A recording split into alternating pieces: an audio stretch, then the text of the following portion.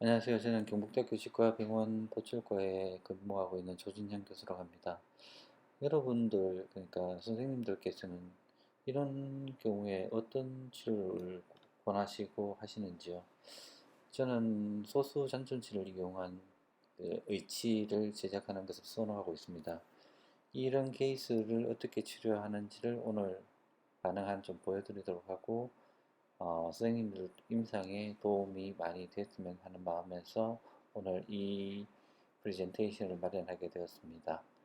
먼저 이 환자 같은 경우는 상하계 2개의 치아, 하하계는 2개의 치아가 남았지만 저 뒤쪽에 있는 우치부는 사용할 수 없는 그런 경우입니다. 예, 43번에 보면 에이피칼 리전이 있고 48번은 거의 세이브 불가능한 경우고 11번과 21번은 동요도가 1 정도로 살릴만 하는 그런 경우였습니다. 예, 알지네이트 임프레션을 제도가 캐스를 제작했습니다. 여기에서 우리가 트레이 라인, 레코드 베이스 라인을 그리고 선택적으로 웩스를 통해서 릴리프를 한 경우이고, 여기 릴리프 같은 경우는 마일러 하이오이드 리지 부위와 언더컷 부위를 살짝 블락 릴리프한 경우입니다. 12년 전 파노라마입니다.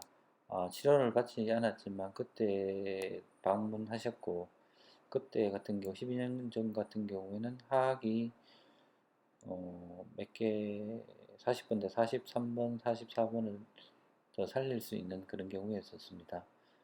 상하에서는 뭐 10번대 같은 경우 필요로 발치해야 될 것 같았고 20번대 3번 또 발치해야 될 그런 상황이었습니다. 2년 전 파노라마 사진입니다. 하악의 33하고 그 8번을 이용해서 RPD, 상하게도 RPD를 제작하였으나 사용하기 힘들다고 해서 다시 내원한 했을 때 파노라마 사진입니다. 예, 프로비저널 덴처를 만들기 위해서 레코드 베이스를 제작했습니다. 예, 하악은 미처 사진을 못 찍었지만 하악도 그 아까 레코드 베이스 라인에 따라서 하악도 엑스림을 레코드 베이스를 제작했습니다.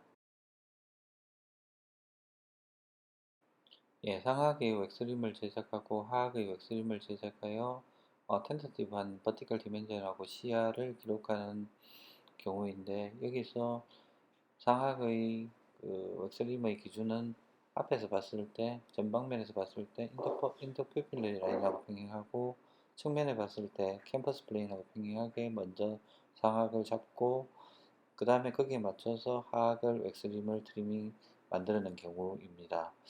여기서 주의할 점은 어, 여기서 주의할 점은 레코드 베이스가 절대 오버가 되지 않아야 된다는 것입니다. 레코드 베이스를 제 경우는 한 2mm 정도 짧게, 그러니까 보드 무브먼트를 치기나 이런 혈 무브먼트 했을 때 한 2mm에서 3mm 정도 짧게 하는 게 좋다고 저는 생각하고 있습니다. 상하과 하악은 원스텝 보드 몰딩을 했습니다. 여기에서 사용된 재료는 아쿠아실 리지드입니다. 헤비바디이고 원스텝 보드 몰딩을 하고 클로즈 마스 테크닉으로 펑셔널 임프레션을 체득한 경우입니다. 여기서 치아를 제외한 모든 부위는 펑셔널 임프레션을 체득하였고 나중에 그 맥린 임프레션을 통해 상하에서 맥린 임프레션을 체득할 예정입니다. 클로즈 마우스 테크닉으로 펑셔널 임프레션이 제대로 체득되었다 하면 그 버티컬 텐터티브한 버티컬 디멘전에서 정해진 그 버티컬 디멘전에서 웩스림이 맞게 되고 만약에 맞지 않게 되면은 다시 웩스림에다가 열을 가해서 웩스림을 추가적으로 조정하게 됩니다. 그 추가적으로 조정되는 상황에서 CR 레코드를 체득한 사진입니다. 예, 바이트 교환면입니다. 거의 비쳐 보인다고 할까요? 예, 상하각 왁스림이 일률적으로 맞은 것을 나타내고 이것을 통해서 저는 이게 바이트가 정확하게 제거됐다는 것을 확인합니다. 그리고 여기에 페이스 4를 통해서 어, 그 교학기에 거상하게 되면 프로비저널 덴처를 위한 모든 준비가 끝났다고 생각하고 있습니다. 상하계의 지대치, 두 개의 지대치의 라벨면을 포함하기 위해서 기존에 있는 펑셔널 인프레션을 채택된 인상치를 픽업했습니다. 이 인프레션 메소드는 맥린 인프레션 메소드라고도 하고, 이렇게 되면은 자연치는 아나토미컬 인프레션을 채택하고, 자연치를 제외한 모든 부위에는 기능력을 채택하는 그런 펑셔널 인프레션 개념입니다. 네, 프로비저널 덴처가 완성된 사진입니다. 상하계는 템포럴 크라운 앤 템포럴 덴처가 들어갔고, 하하계는 템포럴 크라운이 없는 지대치가 한 개이기 때문에 그 자연치를 포함하는 그냥 오버 덴처 형식의 프로비저널 덴처를 제작하였습니다. 여기에서 하하계 티슈 컨디셔너를 사용한 이유는 어, 43번 33번 발치에 의한 그런 그 잇몸의 변화를 커버하기도 하고, 서수 잔존치, 즉 43번에 의한 유지를 위해서 티슈 컨디셔너를 사용하게 되었습니다. 예, 프로페셔널 덴처를 딜리버리한 사진입니다. 상하계 1번 1번의 템포럴 크라운이 되어 있고, 상하 덴처가 들어가 있고, 하하계는 43번을 지대치로 하는 오버 덴처 형식의 프로페셔널 덴처를 딜리버리 했습니다. 약 2개월간의 그런 임시 덴처를 사용해 본 결과 환자분이 어느 정도 적응하셨습니다. 예, 상하계에서는 그 아픈 부위가 거의 없었지만 하하계에서는 다소 아픈 부위가 생겨서 티슈 컨디를 사용한 프라비젤 덴처를 사용하였습니다. 이 상태에서 환자분은 편안해 하셨기 때문에 이제 퍼머넌트 덴처를 진행하는 과정입니다.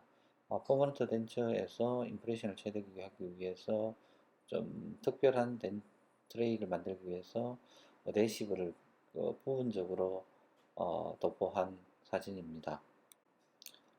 상압 펑셔널 임프레션을 클로즈 마우스 테크닉으로 사용해서 체득한 사진입니다.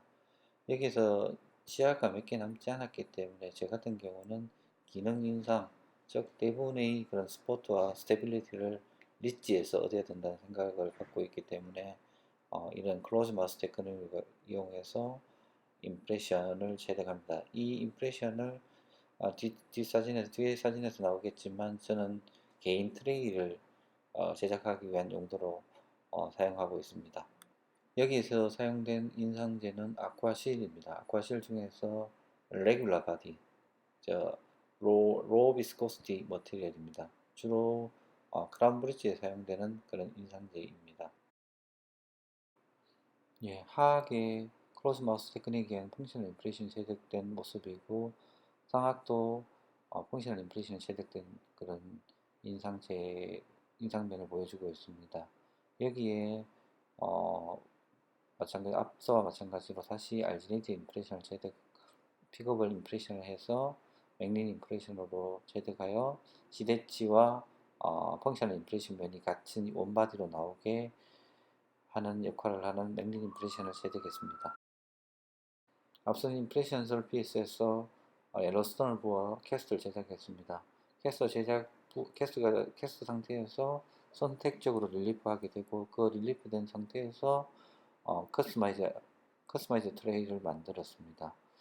이렇게 만들게 되면은 보드가 거의 정확하게 되고, 펑셔널 인프레션 서피스가 트레이에게 옮기게 된다고 저는 생각하고 있습니다. 이렇게 되면은 보드 몰딩도 훨씬 더 간단하게 되고 기능력을 주는 그런 트레이라고 저는 생각하고, 이렇게 저는 제작하고 있습니다. 제작된 트레이로 내관 이너 크라운 인프레션을 채우겠습니다. 예, 내관 사진입니다. 여기에서 사용된 금속은 크롬 코발트입니다. 주로 PFM 메탈에 사용하는 것과 동일한 그런 소재이고요. 여기서 제가 사용하는 그런 방법은 하이브리드 텔레스코픽 더블 크라운이라고도 하는데, 주로 non-precious 메탈을 사용하고 있습니다. 여기에서 보면은 각 양면, 인접한 면은 2도의 테이프를 가지고 있는 게 특징입니다. 이 방법은 독일의 루벨링 선생이라는 에 의해서 개발된 방법인데, 루벨링 코너스라고도 하는데, 정확한 텀은 하이브리드 텔레스코픽이라고 널리 좀 알려져 있습니다. 여기에 보면은 우리가 프릭션 핀이 들어가야 되기 때문에 하악의 43번의 뒷살면에 보면은 프릭션 핀을 위한 스페이스가 마련되어 있는 것을 볼 수 있습니다. 이 스페이스는 한 0.4mm 정도로 공간을 확보를 위한 그런 스페이스를 가지고 있습니다. 네, 상악 내관의 어댑테이션을 확인하고 그 템본드나 핏체크를 통해서 지대치에 세팅하고 두 개를 패턴 레진으로 스플린팅하는 경우입니다. 이 경우에 스플린팅한 이유로는 지레치가 CR 레이시가 좋지 않은 경우에 서로서로 움직일 수 있기 때문에 두 개를 묶어주는 게 보다 저는 유리하다고 생각하고 있습니다. 예, 내관 임프레션을 사용했던 그 트레이를 그대로 이용해서 원스텝 보드 몰딩을 하고, 여기에서 사용된 원스텝 보드 몰딩에 사용된 재료는 아쿠아실 리지드입니다. 리지드 원스텝 보드 몰딩하고 아래 그림을 보면은 먼저 다인 부위를 선택적으로 릴리프합니다. 릴리프하고 내관을 픽업한 인상이 가장 오른쪽 인상입니다.